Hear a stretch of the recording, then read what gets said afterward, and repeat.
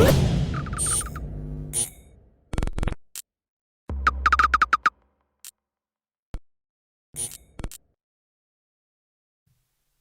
mentioned Warren, Arum, those guys. I've spoken to you about them in the past and heard your opinion. What do you think those guys think of you?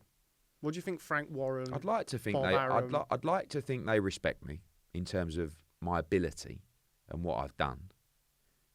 They don't like me. I mean, that's very clear, and I don't expect them to like me because they don't know me, and the perception that I give off to them in that environment is probably arrogance, loudmouth, smarmy, you know, and that's my job, really. I like to wind people up, you know. I like to fuck with their heads a little bit as well at the same time.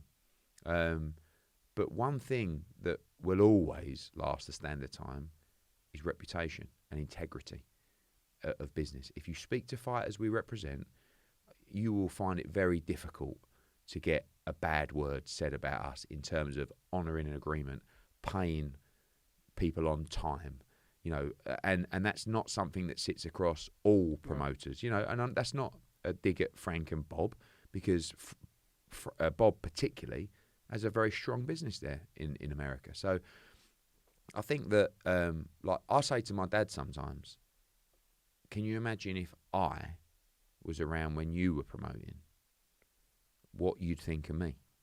And he just laughs and goes, oh, fucking hell, I would absolutely hate you. You know, but that's quite flattering in a way as well. So I think I won't say it's one of my mistakes, but there are certain people that I don't have great relationships with, that it might be more beneficial if I did. Do you understand? So, and there's only really two, and that's Haymon. Haymon is one, and two is Arum. But then at the same time, we do deals with Arum. Yeah. If Bob wants to get a deal done, it doesn't matter. The one thing I say about Bob, if Bob hates you, but there's a deal to be done, not a problem. The deal's getting done. With Warren and with Haymon particularly, it doesn't matter. They'd rather lose an opportunity for their fighter, lose money, than do a deal with me. And then, from a public-facing point of view, you know, you see Frank come out, we should, let's have a lunch, and here's the fights we need to make. Honestly, it don't really work like that. The hatred is deep, and it just, that, you know, they would rather lose. Now, I say to PBC all the time, Louis de Cubas, who's a good friend of mine, mate, there's so much business we can make. And do you know what? It would save you money. It would be financially beneficial for your business. Great opportunities for your fighters. They can't bring themselves to do it because it's kind of in America, they don't want to let me in. It's too late. I'm in. I've infiltrated. I'm still got miles to go. But they don't want me to get progress in America. They don't want me to be successful in America. And I wouldn't. You know, if an American promoter came over here, I wouldn't want them to be successful.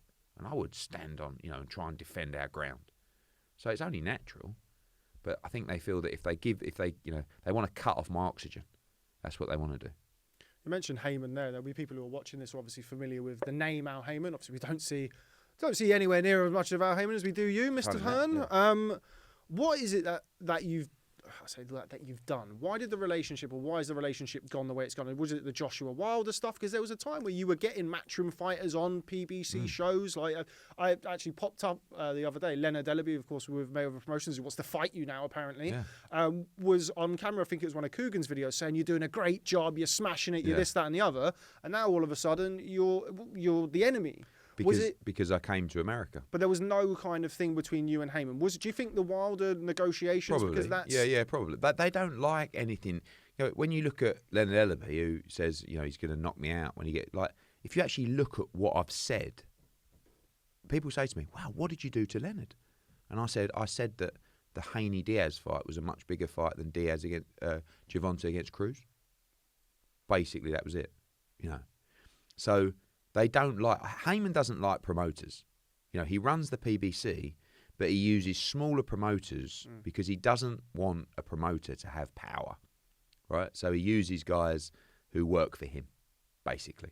Tom Brown, these sort of people, and you know, he doesn't like promoters to come. I mean, Al is he's a quiet man. You never see him. He's hardly ever at a show. Versus me, who's everywhere, loudmouth at every show. Do you know what I mean? Front and centre. But when people say, oh, that Eddie Hearn, he's always up there. I'm the promoter. That's my job. What do you want me to do? Hide backstage and not do any interviews, or not tell everyone how great this show is, or not drive tickets, or not drive pay-per-views or subscription? I need to be everywhere. It's going back to your question off podcast earlier. Great promoter, Don King. Now, everything around what he did, we don't like or agree with, but great promoter. Every interview. The flags, walking up and down the street. This is a guy who would probably go up and down on an open-top bus with a megaphone, telling the whole city about the fight. That's a promoter.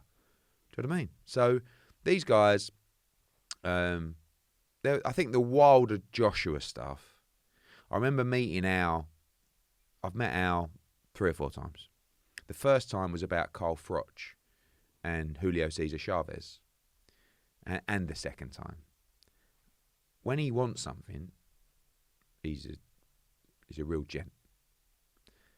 Then the tables really turned for Wilder Joshua. And I met him in New York with Shelley Finkel. And he wasn't pleasant. And it was because I was very vocal about that fight. But there's 2 reasons for that. 1, you're building a fight, and 2, you're trying to put pressure on. Sometimes that can work against you. And that was a messy situation.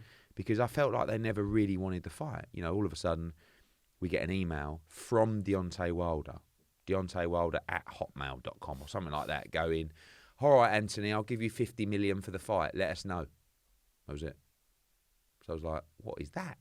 So I went back and said, yeah, no problem. Like, could you tell me where this money's coming from? Where's the fight? What? And we never got, or send us a draft contract. Oh, no, you have to accept the deal first before we send you a draft contract. I'm like, what? And it was just a game. Accept the deal, send us a draft contract. We don't sign it. Oh, he's gone back on his word. It was just, the whole thing was a complete mess. And it did sort of poison the relationship a little bit between us and PBC. Yeah, I remember it. I remember doing interviews with you about it every Fun other though, week. isn't it? Yeah, well, but you can see why. I guess you're kind of what I would call, or what the industry would call, a new age promoter. You're very digitally savvy. You're always out there. You're always kind of pushing people on socials and stuff. You mentioned Al Haymon, who's worked with Drake, who's worked with all of these massive stars. Then you've got Shelley Finkel, which you had another name for him. Shirley Winkle. That drove him mental. Yeah, can you see that though? If your dad was around back then and somebody was calling, I don't know, well, it's difficult because Winkle's obviously but anyway.